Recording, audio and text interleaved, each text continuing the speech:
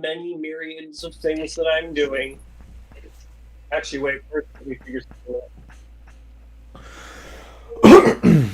Okay. Let me move this away a little bit. I tweaked with my mic settings. I think they're okay right now. Maybe it'll Oh, be a little bit loud. I don't know. Brian's still watching. He's got 5 minutes left. Oh shit! I won. 10 minutes left, rather. This is what happens when I'm not 20 minutes late. Yeah. In that case, I will keep playing my video game. All right. Which game is it? Oh, I'm just playing Victoria. Okay. I don't know what that is. Sounds fun though. Oh, it's yeah, I don't really like it. It's a well, it isn't. Well, it knows what it wants to be. Other people don't, or that play the game don't really know what they want it to be. It is basically a economic simulator that takes place 100 years, over 100 years in in the world, the entire world. Okay. Yeah, but people want it to be like that's a world painter. You know what I mean? A map painter, where like you just conquer everything, and they get mad that they can't just conquer everything. Okay, I see. Yeah, people are like, why is it every time I try and attack a small German country, Prussia gets involved? Why won't they just let me conquer them? It's like, Politics, man, politics. Yeah, people are weird. Oh, I don't get extra pot authority. No, wait, shit. Fuck. I was wondering why I was losing authority. It's because they want me to do things. Authority is one of the many ways that you can tax stuff to make extra money, and so I'm like, oh, no wonder I'm hemorrhaging money. Oh, well, that's the other thing. I got no taxes set. All right, national debt is gonna go away. Yeah, fuck you, debt. It could be a killer. Like you do, there is a lot to be said for a high debt strategy, or well, not high debt strategy, but like deficit spending. Deficit spending has a very strong, useful purpose in this game. But if your deficit's growing faster than your economy, then you're actually losing money. A lot of people like to play on that little knife's edge, and I'm like, that just seems like a scary bad idea, so I don't do it. I mean, that's what our country used to run on for a long time. It still does, but I mean, like, Yeah. there's really nothing wrong with a little bit of deficit spending. The problem is, like, okay, think of it this way: if you're spending, so I was spending £15,000 in debt every week, right? Okay. But my economy was growing by £20,000 every week, meaning I'm not going to go bankrupt. Yeah. But if something unexpected were to happen, I would be screwed.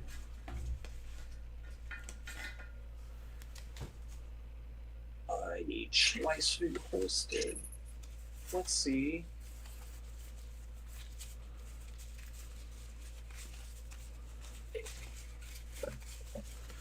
Anyway. There's a game shop near me that runs a weekly Popper event, which is awesome because I've always wanted to play Popper, but nowhere up there does it. So I'm finally going to get to play Popper. So I dug through all of my giant boxes of old ass cards to dug out anything that might be relevant. So got that to do tonight. It's in downtown Santa Cruz. Oh, very nice. Yeah. Very nice. Enjoyable. Oh. Sorry, I'm playing as Germany right now, so I'm tending to sound a little German. That's okay, yeah? Yeah. Unifying Germany is one of the One of the best things that Yeah. happened to the world. No, it's just one of the more interesting ways to play the game. Oh, okay. So, but right. Also, there was a patch recently that changed quite a few things, and so I'm still kind of learning the new stuff, like what is safe to do. There we go. Where the fuck did that guy come from? Oh, all right. Oh man, where the fuck is Brian? Is what's up? He's watching it. Ugh, so late. He had all day yesterday. Hold on to your tits. It's not like he does anything all day. I've had 2 songs stuck in my head for like a week, man. One is the What? Been through the desert on a horse with no name. It felt good to get out of the rain. That one. The other one, I honestly can't even tell you the words for. It's just the rhythm. The do do do do do do do do do do do do. The Suzanne Vega song. Yeah. Yeah, Suzanne. Yeah. But I don't know the lyrics. I couldn't tell you a single lyric. She is drowning at the cathedral. Bum, bum, ba-dum, bum, ba-dum. Yeah, exactly. Yeah. They used to play that song on Mix 106.5 all the time. Just like all of the time.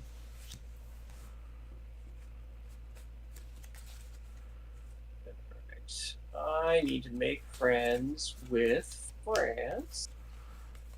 Oof. Sorry about. Hmm? Sorry about that. Oh, no. France. France, go figure, does not want Germany to unify. Meanies. Go figure, right? I mean, who'd have thunk? But, oh. Alright. Still have to go through the box with all my white cards. I think it's Racist. the colorless ones too. Why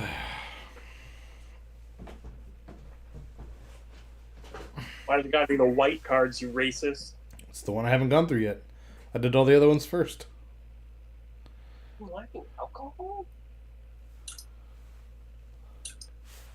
Oh, they don't have. Alright, well, potatoes it is. No wonder. Oh, shit, they automated. Okay. Motherfucker. So you gotta, like, actually balance your interest groups and all that kind of stuff. And so I was trying to figure out, why the hell are all my people so mad? And it's because they don't have jobs. So, because somebody came and took them? No, Germany decided it would be a good idea to automate a lot of stuff, so I unautomated, and now all my tools are cheaper. So it's a win-win.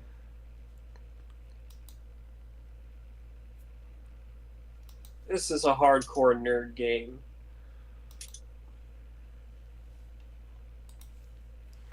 Yeah, I don't have a lot of room for that. Fine. I got my mind space for civilization and all of the tech trees there. That's about it. Yeah, this is kind of the same, but not really. Yeah, it's like halfway there to that kind of game, I think. Oh, it's halfway there. Like, there's a spectrum, right? One end is Risk, the other end is like Europa Universalis, and like Yeah, Civ's kind of in the middle. This is by the Europa folks. Man, Europa. Where is Australia? There it is. Australia.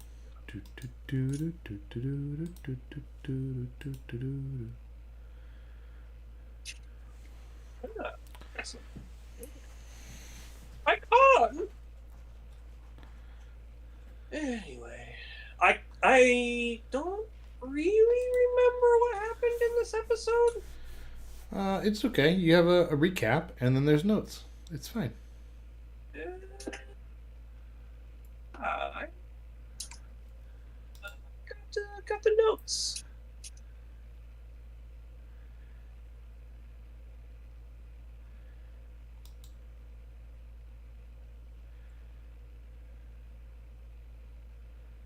I know how words work.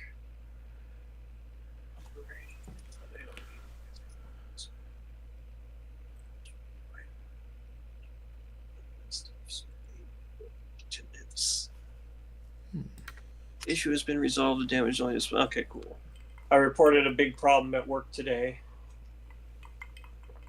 Luckily, I don't think my boss realized that the mistake that they were seeing isn't live, so it's not that well. It's never not a big deal. You never want to have a super big problem at work. Oh shit! No wonder they hated me. There we go. Let's make friends with Britain. Oops.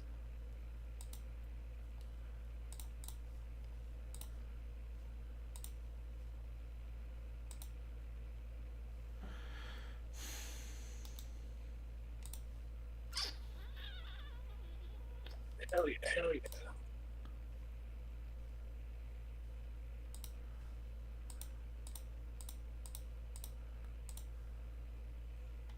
Click, click, click, click. Click, click, click, click. Click, clack, motherfucker. Click, click, boom. Click, click, boom.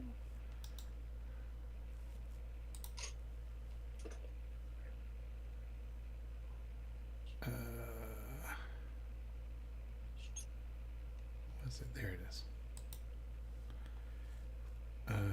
What was I gonna look up?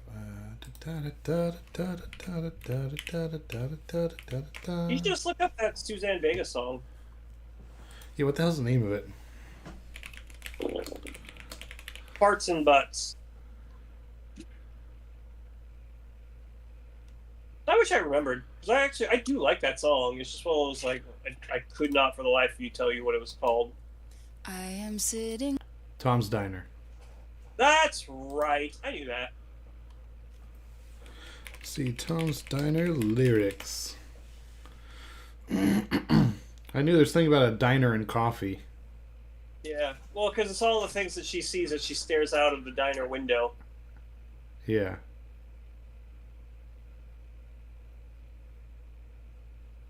Construction site. Cool. I'll listen to that later. Thomas's Diner. What's a good multiplayer game? Co-op. Co-op multiplayer. Oh, well, never mind. I was going to say Stellaris, but Stellaris is, co-op is... What's the word I'm looking for? Gay. No, their co-op is... You basically both play the same... It's interesting, because you play at the same pace, or you play the same country, or nation, whatever you want to call it, civilization. Okay. But I think it's either one of you. God, how the fuck do you play it? Because it seemed really neat, and then someone described it to me. I'm like, oh, that's way too complicated. It's essentially like your guys are playing together at the same time, but one of you gets to click certain buttons, and the other gets to click other buttons. And it's supposed to be really fun, but I was just like, this is complicated, and I'm scared of it. I don't want this. This is too much work. Yeah. It's pretty nuts. Like, I thought it would be you each play one, you play basically two different countries and you share research or something. Kind of like when you play shared research in that other game that we were just talking about, Civ. Yeah. Yeah, kind of like that, but no, it's not like that. Huh. It's no like that. No S like that. Oh my god, hurry up and learn about nationalism, you guys. Oh shit, they did. Hurry up and learn about nationalism. So, to form Germany, you need nationalism, because Germany starts as Prussia, Saxony, Saxe-Weimar, Schwarzburg, Saxe-Coburg-Gotha, Saxe-Meiningen, Hesse-Kassel, Lippe, Bavaria, basically all these small countries. And so they need to learn nationalism to to develop a national identity and start to unify peacefully. I mean, you could just conquer them all, but doing that would be very difficult. And also, I mean, well, you really want to attack the places that you plan to incorporate into your country? No, that makes no sense at all. So 75% of eligible countries that have the North or South German primary culture need to know about nationalism in order to do that. And it was at 3%, and then just all of a sudden this month it turned 60%. So I think basically every country that could use it, I think they were all researching it. So now I just need a couple more motherfuckers. Yeah. The other thing I need to do is solve the Schleswig-Holstein question, which historically... Schleswig-Holstein? Yes. But to do that, basically, so I put a feeler out. I was like, all right, let me save and see what happens if I attach Schleswig right now so that I can solve that question. And what happened is France and Britain, they don't like that. So I reloaded, and now I got to make friends with them. And now you know the rest of the story. Yay. Okay, that did work. I'm so All glad right. I got to learn about that with you. It's a fun, like, okay, why the hell? These guys look like clowns. All right, that's better. Yeah, it's a good game if you have, for a certain type of game player. Like I like really intricate and weird things. Therefore, this is a good game for me. People who are like, man, I just want to play the fucking game. It's like, okay, yeah, this is not the game for you then. Yeah, you want a game that comes with an encyclopedia. Yeah. About how to play the game. Well, yeah. I mean, Kind I of. like those kinds of games, but also, well, yes, you're right. You're right. I got to stop hedging my bets because I don't need the encyclopedia anymore. But yeah, it's definitely something that would help a lot of people.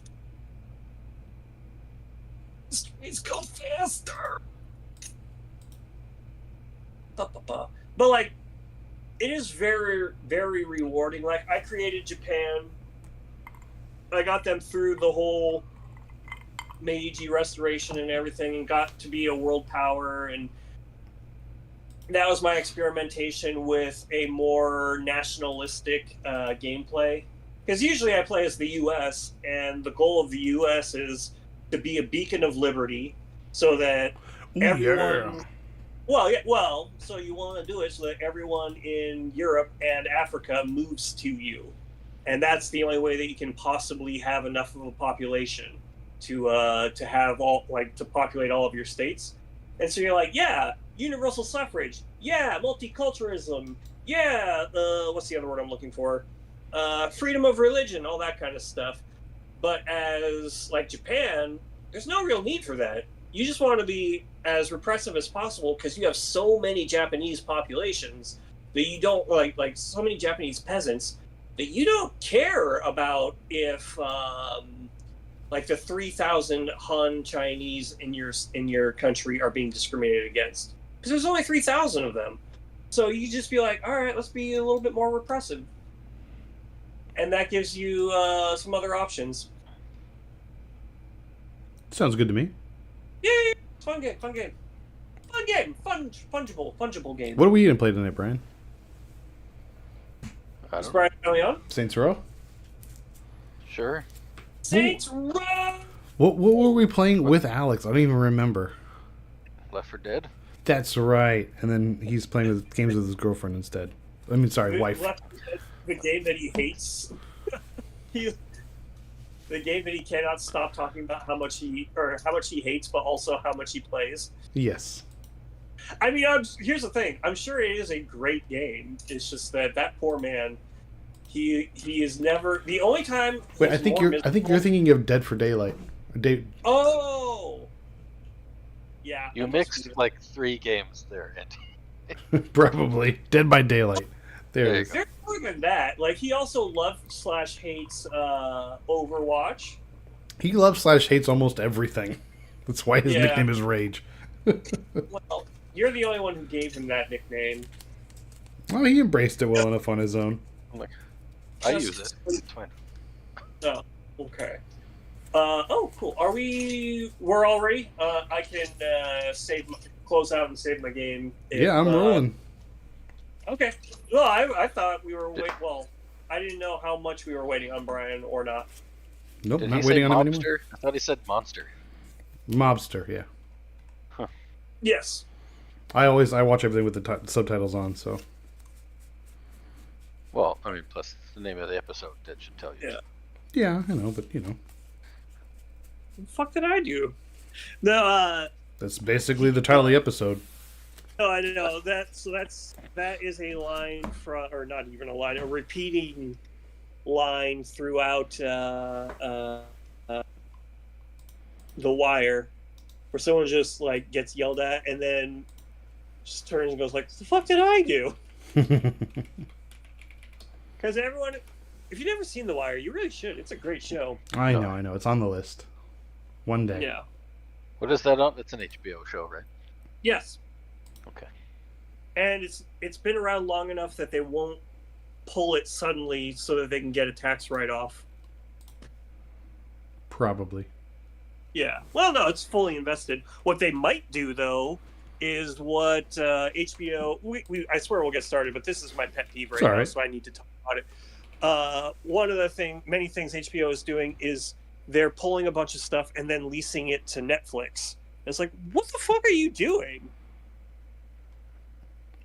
They're all doing weird, dumb shit nowadays. They're not pulling it, though. It's still on HBO Max also. Or on No, Max. there are. Sorry, The Wire is. You're right about that. But there's some other shows. I can't remember now which ones. But they got pulled, and then I looked all of a sudden. I saw them on Netflix, and I'm like, HBO, get your shit together. Although HBO, or I'm sorry, not even HBO. What was it? Discovery Channel bought an asset it couldn't afford, and now it needs to get its money back. Whereas instead, it could have just not bought HBO and still been profitable as Discovery. Mm-hmm. I really truly hate amalgamation and conglomeration. Corporation? That is a line from Deadwood. Oh wait, actually, oh no, yeah. The movie or the show? The show. It's the same thing, but yeah. Charlie Utter. Oh my god, what a great show! Oh man, yes, it took me yes, like three tries to get into it. It wasn't until the pandemic started, and I said to myself, "Oh wait, I've already told this story. Okay, never mind." All right, so anyway, welcome to Outwit, Outplay, Outcast, a private podcast on the Night of the Living Geeks Network. We're going to be talking about season 45, episode 10. Why am I the mobster? Oh man, poor Jake. All right, I'll just read the thingy real fast. I'll read it this time because I haven't read it in a while, and I know the tone that I mean to read it with. All right, we begin. Jake is jaking around after council, just happy to be there while looking in vain for any opportunity to take a hold of the game. In the morning, Julie has a crisis of conscience over her role as being the one to gain the trust of the blindsided players. Emily sees how the game has broken down and wants to work with Katura, Bruce, and Jake, but seems to know how badly that will turn out and hopes she really is being dragged along by Austin and Drew. Bruce tries out lying and tries to tell Jake he has lost his idol. We get a great reward challenge with a very intricate physical challenge that matters for exactly 0. Emily works the balls around her holes and pulls off a close win against Austin, who never met a hole he couldn't fill. Jeff's pregnant pause describing the reward naturally means there's an emotional bent to it, and letters from home are, of course, an award, along with a Thanksgiving dinner just a week too late. And I gotta say, I don't know how they did that, where they had this episode air the week after Thanksgiving, and they have a Thanksgiving dinner. All right, whatever. Anyway, Emily picks Julie, Dee, and Katura to take with her, and there will be no ramifications for this. And surprisingly, there actually weren't. So I'm writing this as I'm watching the episode, and I thought, oh, for sure there's going to be ramifications. Nope, there wasn't one. At the reward dinner, Katura throws Bruce under the bus, but based on Emily's reactions, it seems unlikely to work. As you can tell, I write these as I as I go. We're then treated to the perfect boys' night montage, complete with 1980s butt rock backing vocals. Ladies' night winds up an emotional event, and that's all we're gonna say about that. Don't care. Don't want to get into that. Drew, after weeks of talking about being the best player in the game, hears Jake say his name and panics. Why me? Why my name? With true, I'm not mad. Actually, I'm laughing energy. He even says, I'm glad he said it, and called it a slap in the face. Proof positive that he has never once been slapped in his face. Immunity is an upper body strength and endurance challenge in the hot, hot sun. Emily drops quickly, and Katora has a panic attack that we are going to be very respectful of because, by their very nature, panic attacks make no sense and happen for irrational reasons. So, of course, hers makes no sense and is irrational. That's why it's a panic attack. If it was rational, it would just be being scared. Anyway, Bruce lasts a long time but drops to Austin for his first immunity win. We get plans within plans, and everyone's second-guessing everyone else, complete with another player breakdown, Jake, which ends with Bruce giving them a pep talk. The plan seems to be split votes between Bruce and Jake, with the non-Rebas targeting Julie, except actually targeting Bruce. It seems just convoluted enough to work, and then it actually does, and Bruce is gone, with an idol in his pocket, which I just learned that they do, in fact, get to keep that specific idol when they are voted out with it. Mm-hmm. If it re-enters play, the players get to, like, it's a new one. So you remember in Ghost Island there was an immunity idol that someone got voted out with from a previous season. It was like, can you change the fate of this idol? Like that was actually she had that idol at her house, and they borrowed it from her for Ghost Island. And then when it was over, they gave it back to her. And then apparently she lost it. That is pretty cool that they didn't just make a new one. Yeah. But I mean, I think that's really interesting. It's like, it's not that hard for them to make new ones. They're like, all right. So that means that James, from way back in China, he has the two idols that he was voted out with. I hope he has them, like, hanging over his house. I thought you were going to say hanging over his bed at night. No. Just hanging over, brutal. like... Especially because one of them, or both of them, were over the little archway that you had to enter to get into your tribal camp. And so I just think it would work perfectly to have both of those hanging over his doorway. He's got him hanging over his kitchen table to remind him every day. Hey, that guy's a winner in life. He's a good dude. I liked him a lot. Yeah. Anyway, speaking of things that I loved a lot, I loved that when they were doing the confessionals during the girls' night thing. Mm-hmm. Fuck.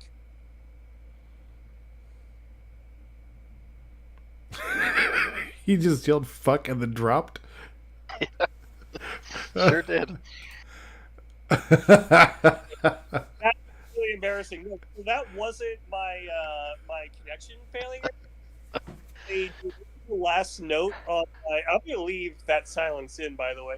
I deleted my last note in my notepad document, and then I was like, well, I better close the notepad document, and so I double tapped and everything, and then finally closed all my windows, including Discord. Beautiful. So, at girls' night. Yes, sorry, the part that I loved was that at girls' night during the confessionals, they did Emily did hers with a giant glass of wine, double filled glass of wine. I'm just like, that's the classiest fucking way to do your confessional. Yeah, no, I loved it. that moment. And you know, we said we're gonna breeze over the emotional stuff, and for the most part, we will. I just want to say, like, this episode, I think, is the message to the producers of why this should bring back the reunion show. Like, there's a lot of reasons people don't like the immediate after show where Jeff wants to get the raw reaction. Like, I don't like that idea either, but like, that's an idea against what you have instead of for something else. This idea of, like, Emily talking about how she never saw herself as a person who would ever get married, but now, who knows? Yeah. Maybe Emily will get married, right? I want to see 2 months after this aired where they're at. Like, did they, like, she will have said this on national television. Her boyfriend will have seen it. Like, I want to know. And I know I could probably go to Twitter or Instagram or whatever else, right? But, like, I don't want to. I don't want to go on Twitter. You know, it puts the onus on us as the viewers to go and find this information out when it's really interesting stuff that I want to see in the context of the show and the season. I don't want to go and follow 30 new Survivor players every season. I don't want that in my life. I just want to know what happened with this. And it'd be great if we could pick that up. No, that makes sense. And I also, that moment I really liked too, was when she's talking about, now I could see myself getting married. Now I love him. We don't have to. Yeah. She's literally holding up her hand to the camera like, whoa, whoa, whoa, whoa. I'm not saying it's going to happen, but, you know, it could. I'm open to the idea now. Right now. Yeah. I'm wine wasted. Is there anything else that mattered at the Sanctuary? Actually, no. Katurah telling all the girls about Bruce's plan to lie. Yeah, I mean, so like I said in the thing, I thought based off of actually come to think of it, yes, it did matter. I thought that Emily was going to try and save Bruce, and she did. Looking at the way the votes broke down, she tried to save him. It just didn't fucking matter. No, she didn't try to save him. She voted for him. Yeah, what are you talking about? It was her idea to convince him that he didn't need to play his idol. Yeah. But the way that she was also trying... Yeah, I watched this yesterday, and so in my memory when I watched it, she wanted to go for Julie, but wanted to convince Bruce to play his idol. Yes. Yes.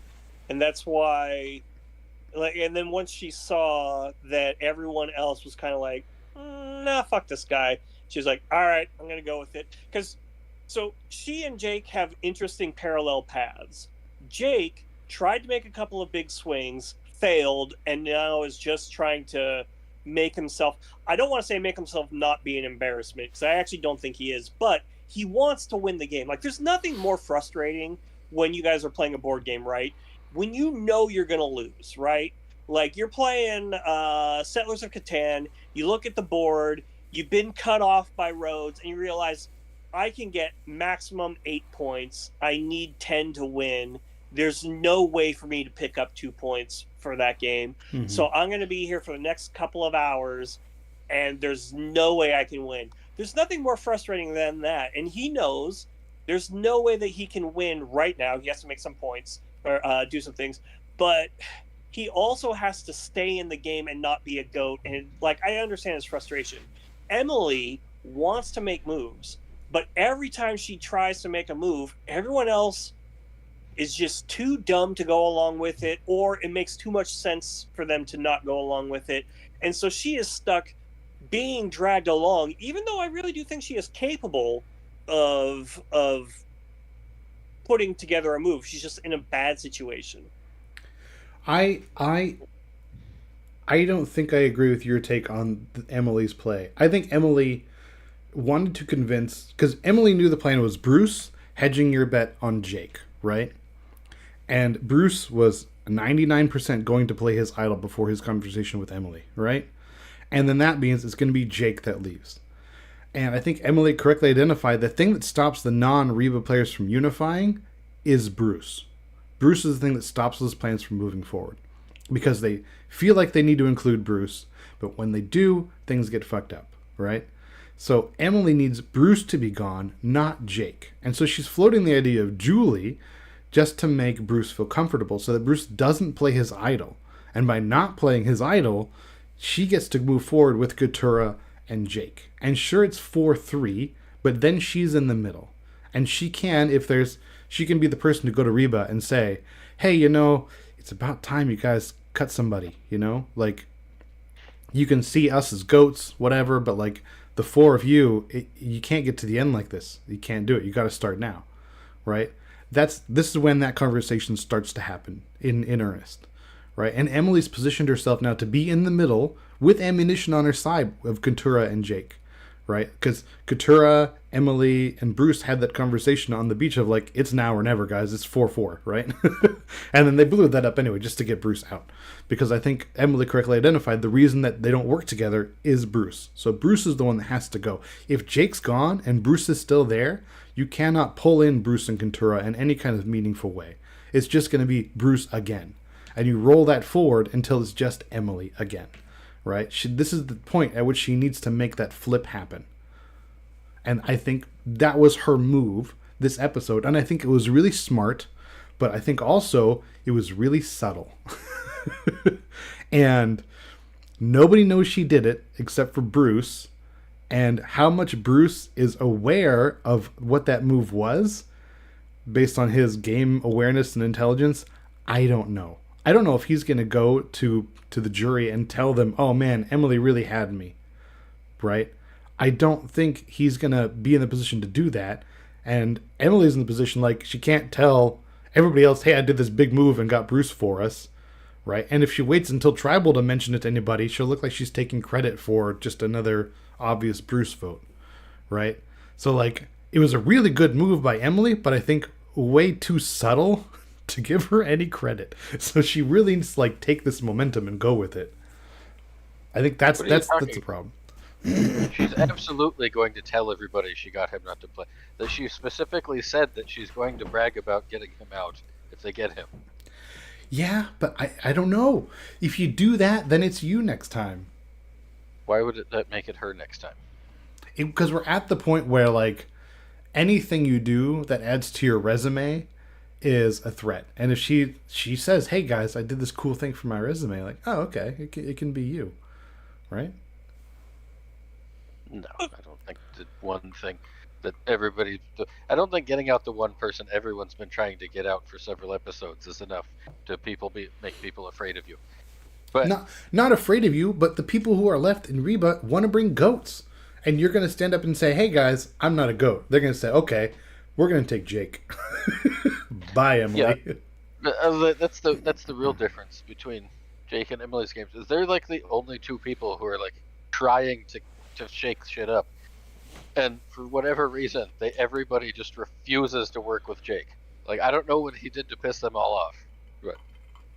But he voted for Julie that one time 3 episodes ago. Instantly shoot him down. It's what Julie said. He voted for her like 3 episodes ago, so, fuck that guy. Yeah. Right? Also, Nick, if you're taking over 2 hours to play Settlers of Catan, you're doing something seriously wrong. My games, well, yeah, we play.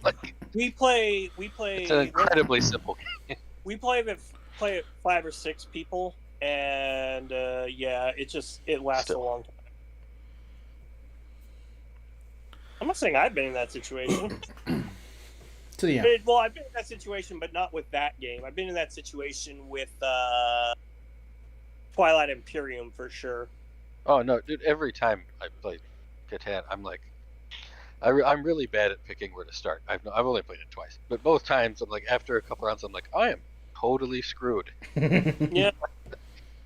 The only time I've won that was a time where I realized that there were like 2 mountains and a clay thing right next to each other, and they all had really high numbers, but also they were the only ones that like basically mathematically that was the only way you were going to get iron, and so I was able to just like dominate. But anyways, there was the thing I was thinking of when you guys were talking.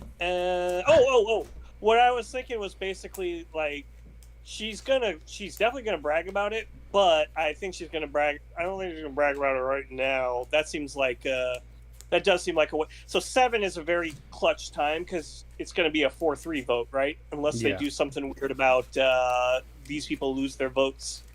But so I think right now is a bad time for her to brag about it.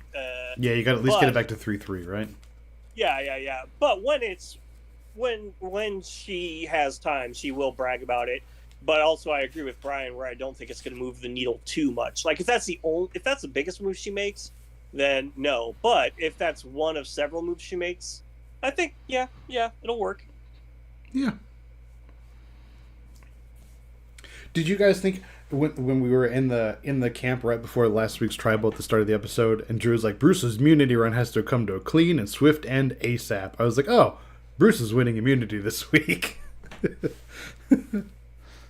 I'm starting to realize they aren't always going to juke you. You know what I mean? Like, whenever someone talks about, I'm going to be back in the game, blah, blah, blah, all that kind of stuff, my natural inclination is go, oh, well, they're gone.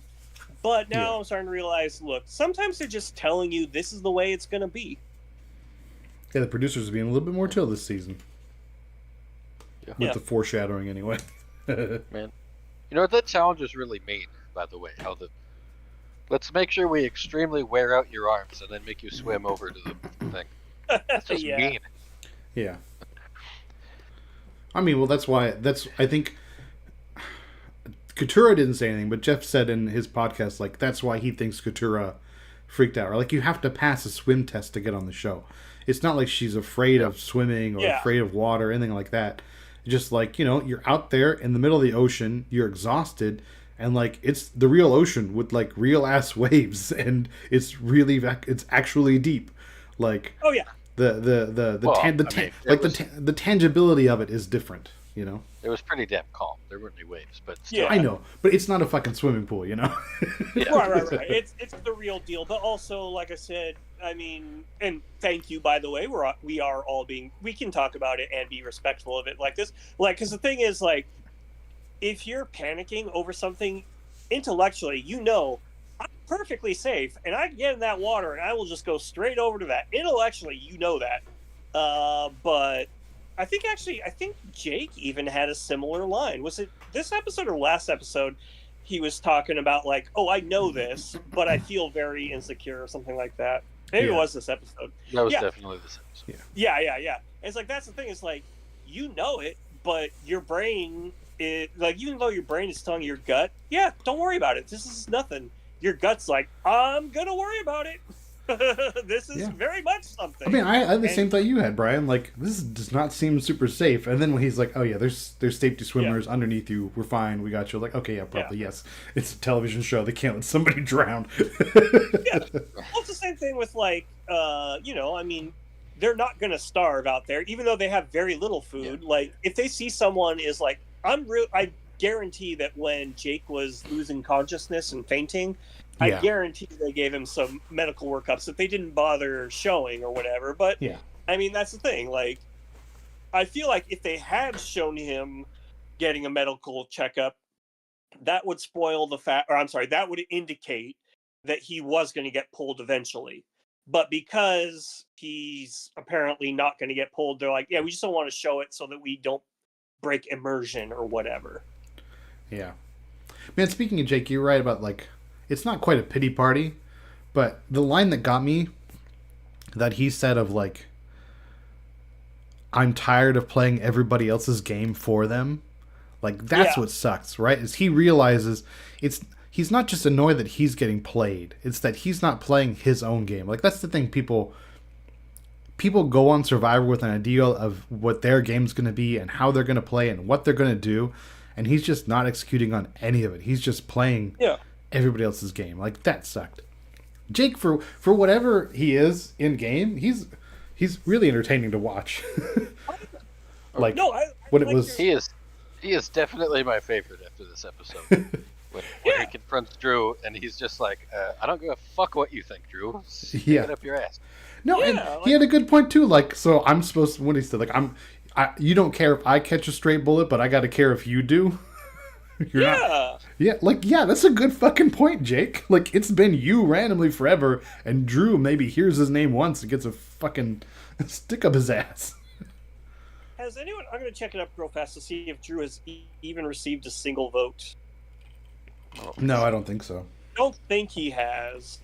Also, best line of the episode was also Jake. What carnival have you seen this at? Yeah. Drew has gotten 2 votes. Kendra and Brando voted for him back in episode 5. Smart ones. Yeah. But yeah, no. Yeah. Oh my god, said a horrible thought. What if after Gabler winning, Drew wins this one? Oh Jesus. Oh God, no. The darkest timeline. I mean, that would be the pattern, right? Let me see, because we had Marianne, Gabler, then Jam Jam. If it's just like bad, good, bad, good, bad, good winners, like that could be the new era pattern. You forgot about Erica. I started with Marianne. That's where my thinking of Survivor winners usually starts. It went good, good, bad, good, bad, good. Yeah, Erica is. That whole season was very controversial. I don't want to label it good or bad. I'm still undecided. I liked it. Yeah. Season 41? It was highly controversial because the whole like smashing the clock, reversing time as a whole concept. Oh, that's all Reddit nonsense. No, it was. That's not just Reddit. The players in the season were also really fucking annoyed at it. The fans in general were pretty up and down about it. Like, not saying it's a bad season or that made it bad. I'm saying controversial. People like to argue about whether or not it's good, and it's at the point where I don't know if I like it or not. If I like that season, I don't know if I like Erica as a winner or not. Controversial about the season, it's because they apparently didn't show Erica doing anything, so everybody was like, "Why the fuck did she win?" Yeah, there's a lot of reasons that season's kind of wonky, so I'd just skip it. All the players were like, "Yeah, Erica did lots of shit. Like, they just didn't show any of it." Yeah, it's fine, and it's the same thing. It's the same thing we say every time, right? Like, you can be a better player, but if you don't win, you are not the better player, right? Like, people who say that Russell's the greatest player ever, like, no, if he was the greatest player, he would have won a season. Oh no, Russell.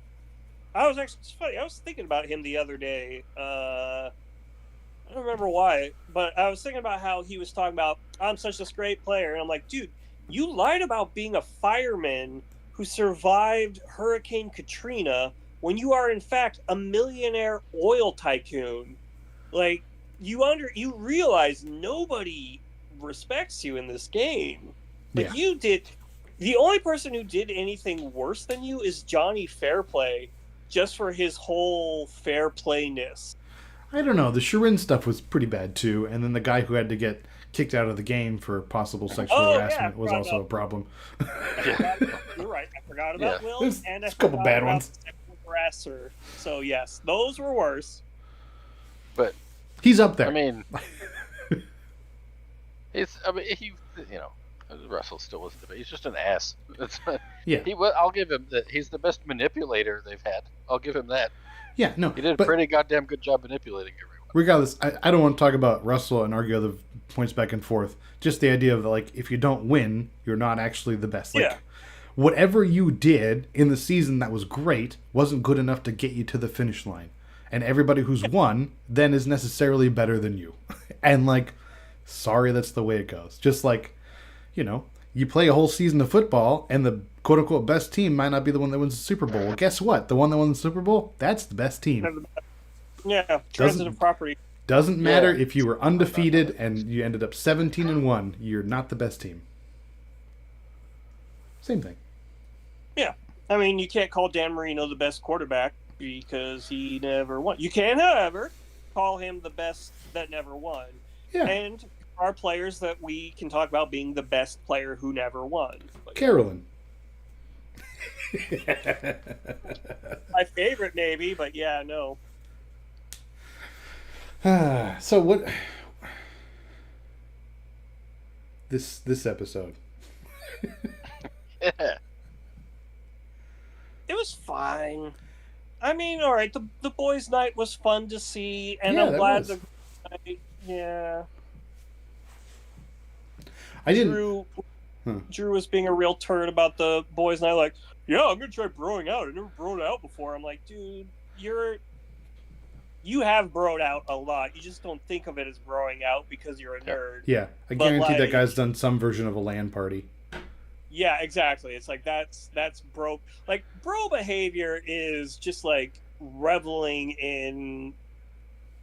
I don't even know. Just reveling in, like, that's a great observation, Andy. A LAN party is a bro out.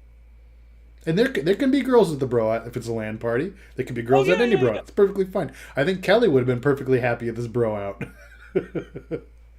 At this bro, yes. I was just I thought you were talking about a LAN party. I'm like, no, I have a feeling she's more of a board game person than a video game person. Yeah. But yes, But this was I rolled my eyes again when Drew was like, "I'm gonna do this from an anthropological perspective." Like, oh, come the fuck on.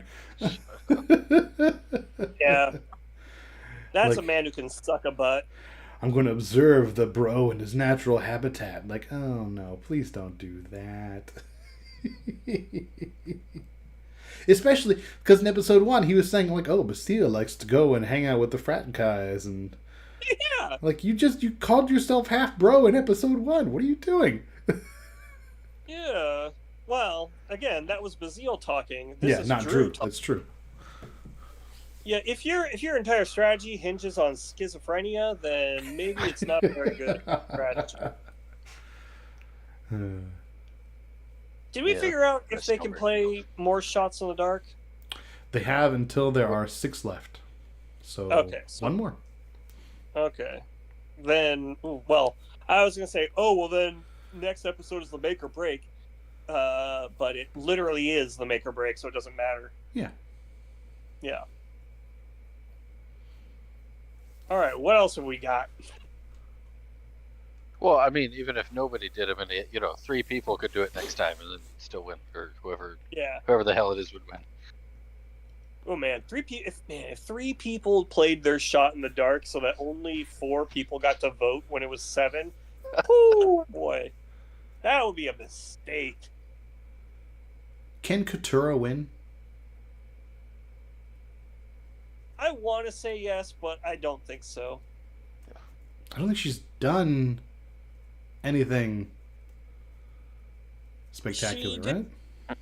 Well, she's played some good. She's made some moderate moves, but my thing is she hasn't played the social game at all. Like she's been right about Bruce this entire time, but anybody who would vote for her based on that is on the jury already, and well, you know what I mean. Yeah. Yeah, they're not going to vote for her that now. And wait, what the fuck did I just say? I'm leaving that in because that's embarrassing. I was gonna say I don't think because okay, Kelly didn't like him. That's it. She would need Bruce to be in the final 3, final 2, however many it is, in order for that to pay off. But now that he's gone, all the people who weren't gonna vote or were gonna vote for her out of spite to Bruce, they got someone else to vote for. And then the thing is, early on, people actually they were a little bit annoyed with him, but she was the only one who really didn't like him. Jake and all them, they were just kind of like, hey, Bruce, he's having a good time. Yeah. And so, she was, you could tell that was putting her on the outs with everyone else. And so that's the thing. She never really got back on the inside. Now, she could course correct. I don't think any of the problems she has are what's the word I'm looking for? Unsolvable, but she has to start digging her way out now. Yeah. And All I know is I can't wait till the beginning of next episode where she's all elated that Bruce is gone. I know her giant fucking grin was great. So, I mean, it seems like Jake has no chance whatsoever, but clearly the people who are already in the jury are rooting for him. Yeah. I mean, I actually now I think he has. I don't think he has a chance to get to the finale because I think. Well, okay, unless he wins a bunch of challenges or something, but I don't think he has a chance because I think that they realize, oh yeah, no, these people like Jake, and he is so because he's been the number 2 vote and he seems like the underdog. I have a feeling they're gonna just take him out at 4. It's tough. It all depends on who's out next, right? If Reba doesn't cannibalize, then yeah. Then it's going to be Emily, Jake, Katura. They will just if they're not going to cannibalize now, there's no reason to do it until you get to 4. So it all depends on what the next tribal is. Because if it is going to be one of the Reba 4 next episode, then it's stacking up to be 3-3, and you can do something with that. And Jake has already made plans that didn't go through, but he made plans that go to Rocks. and he's willing to put that kind of strategy out there. And Yeah. it might not have worked before, but it might work this time. You know, he's willing to make that big swing, and he's really good at the lie. We do He's know a that. risk taker, a heartbreaker. So it's possible for him to execute a really big swing. He just needs to get that confidence up. He had it and it got shattered, and now he needs to get back there. And the shitty thing is, the person who gave him the best pep talk about how he'll get through the survivor wall and recover and do so much better is the guy who got kicked the fuck out. So that's gotta hurt. Yeah. Speaking of the lion, do you think that if Katura hadn't spilled the beans, just out of spite, do you think that Bruce could have gotten away with it? I think Drew bought it. Drew bought the lie from Jake. No problem. Yeah. But I mean, to what end? If he was planning on playing it anyway. Well, this way they wouldn't have split the votes quite so well. They would have put they would have put 3 on him, 1 on Jake, and then he and the others could put, they would put 4 on whoever, and then it wouldn't have been needed. But still, I mean, that's the thing is, I don't know. I think it would have been useful, but now that you mention it, yeah, I don't know. I still think it would have been a good move. Or he could have. Never mind. I'm being an idiot now. No, You could put it on Jake, and then it's like, well, no, that's not good. Don't do that. It could have been a great move. He just did it. He did it stupid, right? It could have been a great move. Like, okay, we know they're gonna want to get me out, so let's split it between you guys. Like Emily, I know you're in with Reba. You go. You figure out what the split is, right? We know it's going to be 4-3, probably 4-3-1, right? And so they're going to want to do 3, and then us 3 do the other 3. You know, like they're going to want to find a way to do an equitable split. That's fine, but we'll know what their votes are going to be, and 3 of them will probably be Bruce. We nullify those, and then Bruce, Emily, Katura, and Jake define who goes, right? Like it's a really easy, straightforward feint, and it's one that if you are able to get Jake to sell the lie, which unfortunately means lying to Jake and keeping up with that lie, then you know Reba's going to buy it, right? Because if Jake buys it, because he's gullible, and he will, and he's going to tell Drew, because you know he's going to tell Drew, and then Drew tells the Reba ones, right? And then that's how that plan starts. So then you don't even necessarily need Jake for your plan. You can just kind of leave him in the weeds, in the dark. There you go, in the dark.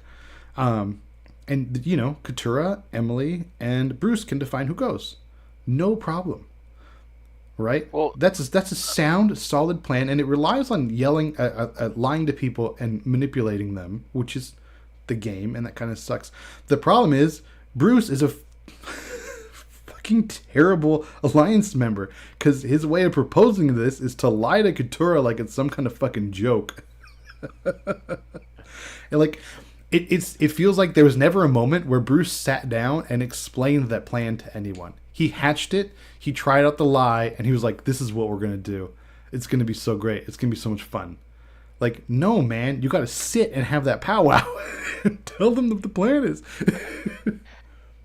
Well, here's why it doesn't make any goddamn sense to do that. Because they're gonna vote for him either way. Even if they believed it, they'd definitely vote for him because they think he's not safe. And even if they didn't believe it, they'd still be voting for him to make him play as idol. So why the fuck could he possibly think it was okay to not play it? Well, no, because if you he completely screwed his own plan. It was Right. It would have been perfectly fine if he just played his damn idol. Well, because he knew his plan was shot, so he thought the plan is shot. So we're going with the other plan, and the other plan's definitely Julie. Like, great, we got this. It's going to be Julie, no problem, right? But no, it's very dumb. It's You still can't let it's still everybody worth. know. He knows them. Everybody knows he has an idol. I don't know why he could possibly think that they're not going to try to flush it out. Okay, but the thing is, flushing the idol just means making sure that you throw enough votes Bruce's way to get, like, by telling Reba that Bruce doesn't have his idol, it changes the split, right? instead of being 4-3 and maybe one flops one or the other way, like maybe you make it 5-2, right? You make it that much more solid so that your plan works better.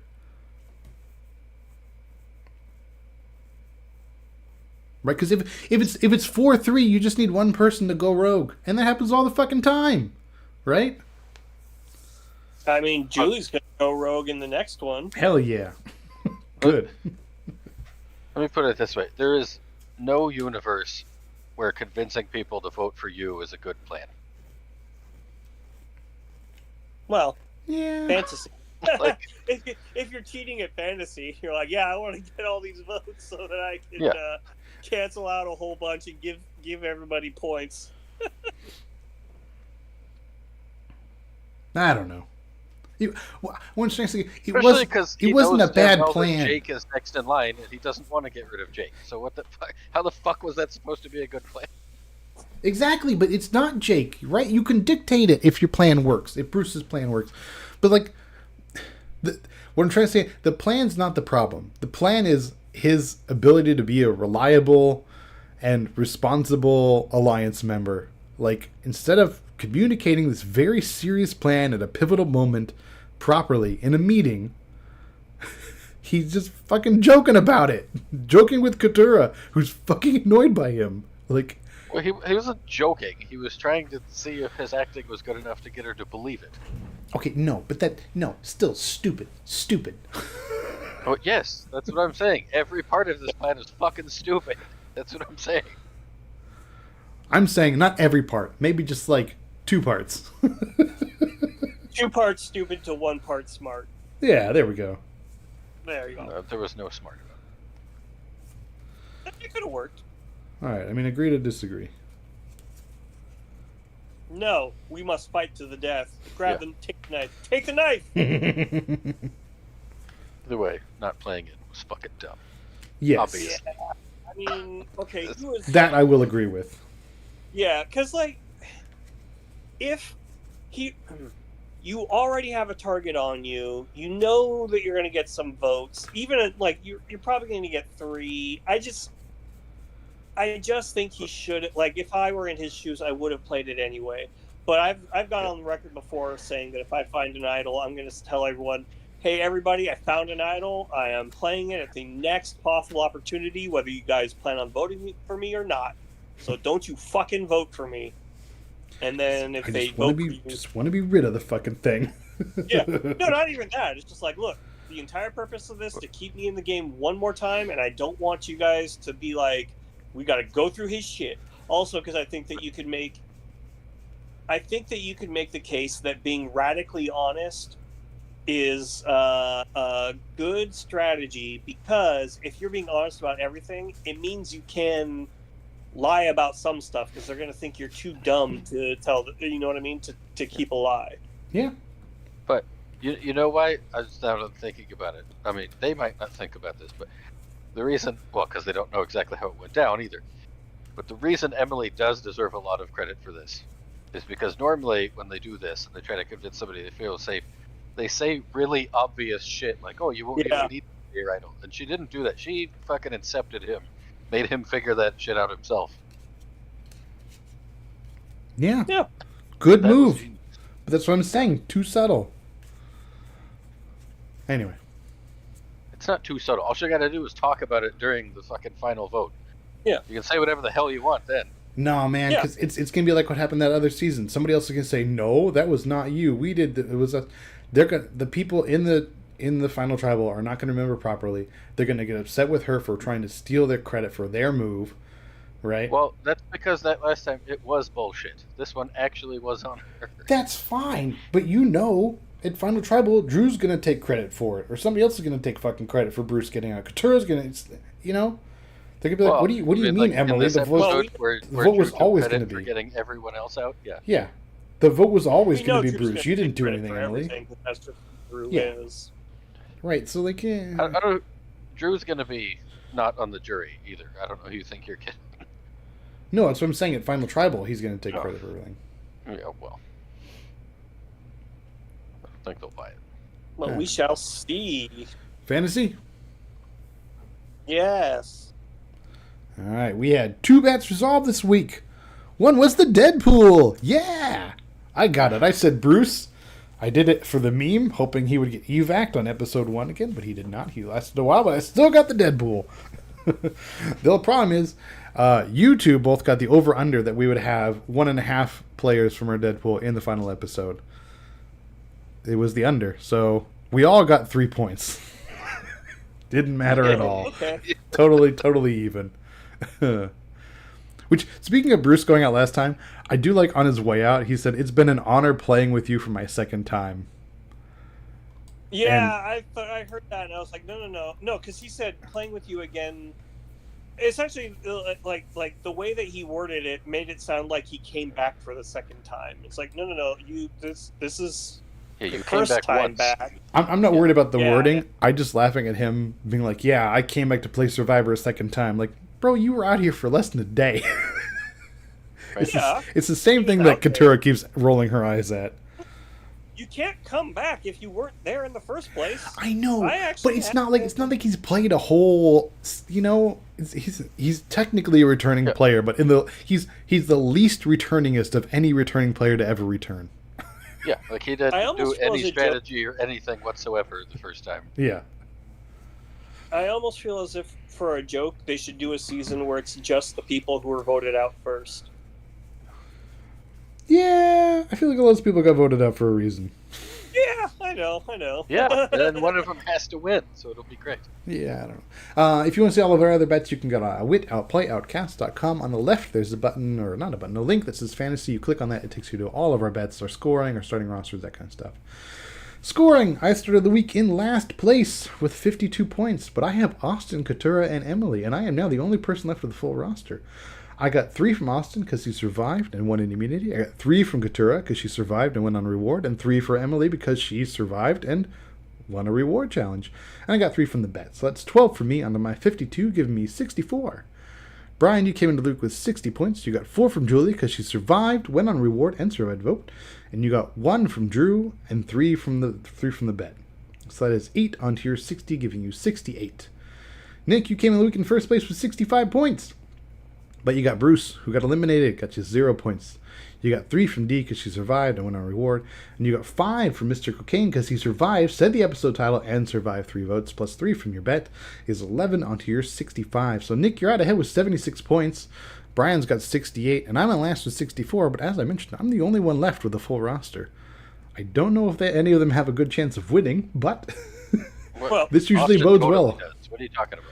Yeah, Austin and Emily have decent chances too, but this usually bodes well if you're the last person with a full roster and you can ride that for a little while. The 1 or 2 meager points can ride you forward. Well, keep in mind what we decided last time. Yep, you get to replace Bruce. I'm actually going to keep Bruce as because I think that All right. he is a person who likes to talk a lot. So, yeah, so I'm keeping Undead Bruce here.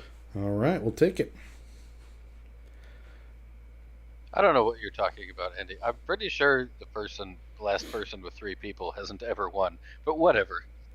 I mean, the last person with 3 people is the one who makes it really close, and then the person.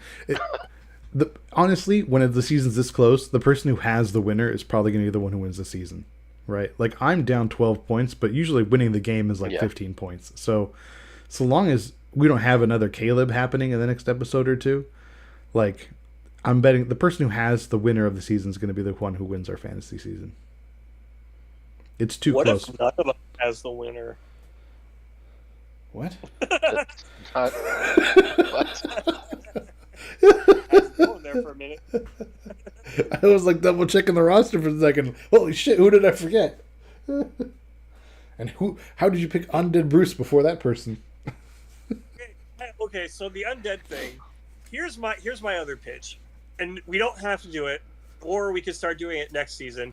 But I feel that if you get any points from the undead person, you should get like 5 points. No. Just because it's so unlikely. I like chaos. I like the idea, but then we've got to make things that are actually hard worth more points. like the Christian hat Alright. trick. Right now, the Christian hat trick's only worth 5 points, which is a massive amount of points in our game. But, which, by the way, Emily, you've now won a feast and made Jeff laugh. The idol is back in play. Please, Emily, find the idol and get me that hat trick. The Christian hat trick is technically worth, let's see, 5, 6, 7, potentially 8 points. Yeah, because that's winning true. the feast is a point, and finding an idol is a point, and playing that idol is another point. So potentially 8, even more points. So I mean, The total point grab, yeah. The only thing that you're really doing that's not giving you points is making Jeff laugh. And that's the most special of them all. Yeah, that and touching his butt. Whatever. Julie's gonna do all 3 of those things next episode. I'll be fine. Touch his butt? Yeah, Julie, get some. All right. Well, since I know we're talking about tushy touching, which is now an official football phrase. Tush pushing. Oh, damn it. I was wrong. Close Whatever. Enough. And now we're talking about the tush push. It is now time for us to go to bed and call this episode a finished fait accompli. And I will not close the wrong window again. Ever Wait, again.